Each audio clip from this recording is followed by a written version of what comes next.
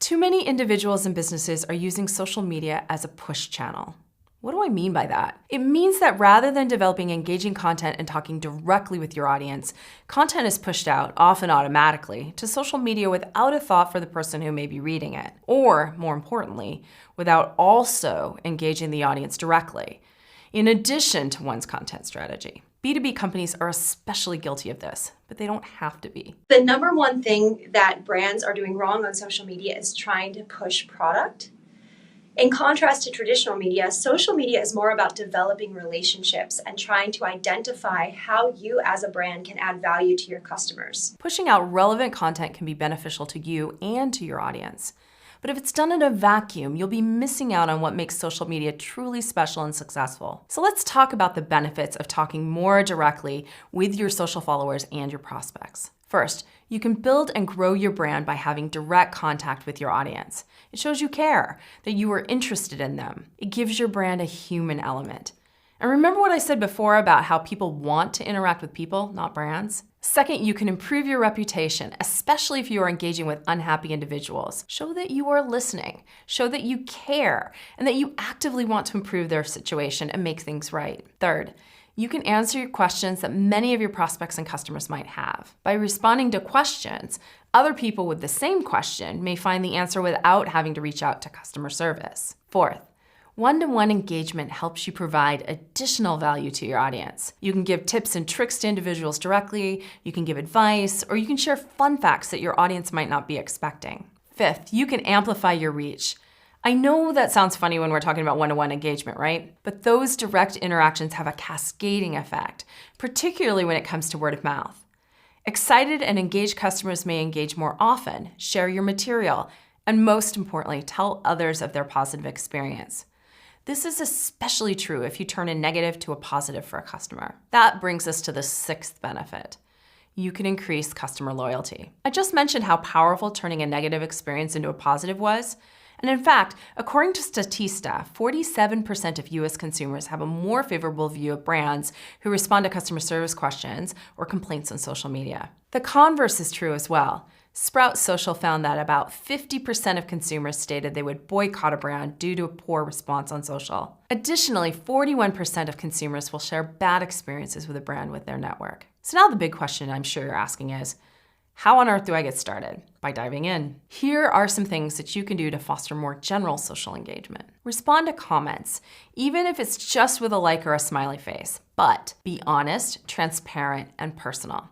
Have a personality and be truthful in your dealings with customers and prospects. Be funny. Use humor thoughtfully.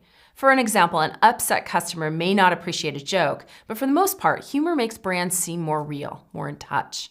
JetBlue is known for their helpful customer service. In addition to providing help, their exchanges with their customers show their personality and their love for what they do. Offer additional value. Consider how you can surprise commenters with a coupon code or access to supplemental material. When someone is rewarded for their engagement, they are more likely to continue engaging. Ask for reviews. If you've helped someone, ask them to do you a favor and give you a review. When people are happy about the work you do, they sometimes just need to be told how to share that love. Ask for product commentary. If you're implementing a new site feature, see what the audience thinks before you move forward, or how you can tweak it after it goes live. Conduct polls. This is an easy way to show the audience you are listening and that you care about their opinions.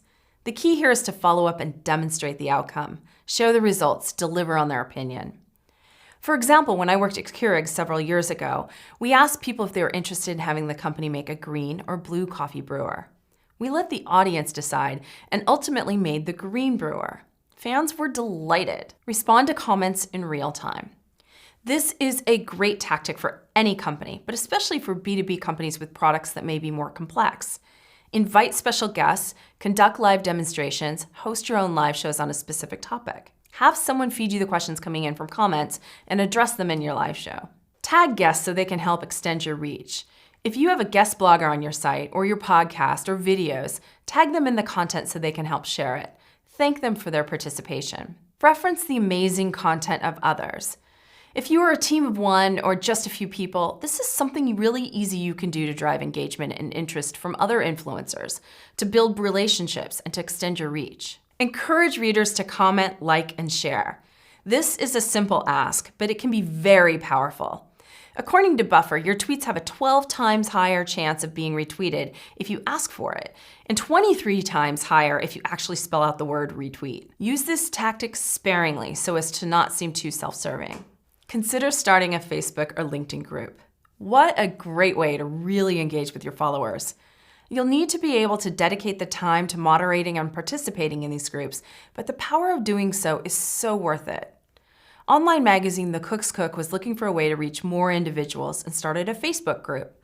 Their main page, as of this recording, has 8,356 followers, but their Facebook group has over 89,000 members.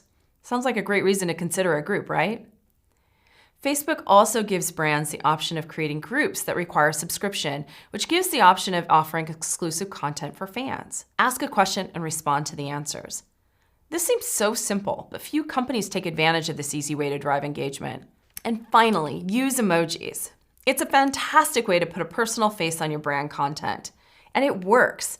For example, social analytics firm Quintly found that the use of emojis can lead to 47.7% more interactions on Instagram. Check out this Valentine's Day example from Major League Baseball. Even just adding a few of these tactics into your everyday strategy will help make a big difference.